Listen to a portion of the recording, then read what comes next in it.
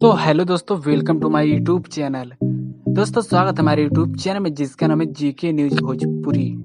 तो दोस्तों, आप लोग के बीच में एक और न्यूज सॉन्ग का अपडेट लेकर आ चुका हूँ, जो कि दोस्तों सुपर स्टार रितेश पांडे का है। जी हाँ दोस्तों, रितेश पांडे का न्यूज सॉन्ग आ चुका है, जो कि दोस्तों हमारी स्क्रीन पर देख सकते हैं। जो कि दोस्तों यही पोस्टर है, जो कि दोस्तों गाने का नाम है उठे दर्दिया। दोस्तों गाने का ही नाम है उठे दर्दिया, जो कि दोस्तों बहुत ही मस्त सॉन्ग होने वाला। तो दोस्तों वीडियो को पूरा देखिए, और चैनल पे हमारे नए हो तो प्लीज़ आपसे रिक्वेस्ट, हमारे चैनल को कर दीजिए सब्सक्राइब, क्योंकि दोस्तों न्यू गाने का अपडेट इस चैनल पर सबसे पहले लेकर आता रहूँगा। तो प्लीज़ चैनल को सब्सक्राइब कर दो। और दोस्तों आप लोग को बता दें, गाना को कौन से चैनल पर रिलीज़ किया जाएगा, जो कि दोस्तों global music Jackson YouTube channel पर इस सॉन्ग को रिलीज़ किया जाएगा।